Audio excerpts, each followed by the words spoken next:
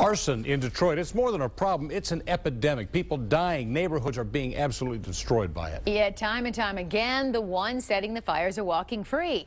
Action News reporter Ronnie Dahl has been looking into this for weeks now, asking questions and demanding answers. Ronnie joins us now. This isn't a new problem, but I bet most people don't realize just how bad things have really gotten. Yeah, not even I realized how bad it was. There are more than 5,000 suspicious fires set in Detroit every year, and right now, the Detroit Fire Department only has 6 arson investigators.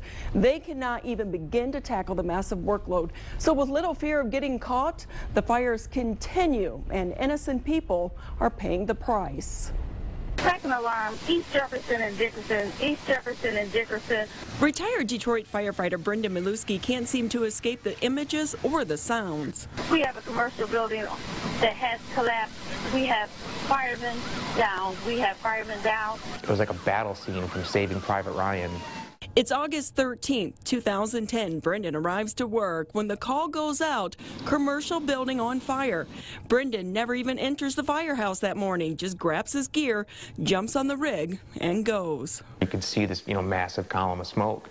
I had the most eerie feeling about that fire. 15 minutes after arriving on scene, the 2-story building starts to collapse. Debris spills into the roadway and onto firefighters. 7 are hurt, including Brendan. It was like a piece of limestone about the size of a parking block that hit me in the back. I knew instantly. I knew instantly that I was paralyzed. Life as I know it was just over. But it didn't have to be. The fire was intentionally set, an attempt at insurance fraud. The investigation leads to these 2 guys, Calvin Jones and Samson Wright. They are sentenced in federal court and are spending time behind bars, but they are the exception. I think people kind of just say, you know what, this is just another fire, and people think that they can get away with it. And a lot of times, unfortunately, that's true. Captain Charles Sims is with the Detroit Fire Department's arson squad. They are some of the best trained and most experienced arson investigators in the country. The department even has its own arson dog, Colby, donated by the ATF. The problem lies in staffing. Even though the department is budgeted for 16 investigators, right now they only have 6 certified to do the job. We're not investigating nowhere near what we should, and that's because of manpower. Without proper manpower, Detroit continues to burn and arsonists continue to walk free. Some do it for thrills, others for financial gain. In a year-long investigation, our Washington, D.C. Scripps Bureau discovered Detroit had one of the worst suspicious fire rates in the entire country.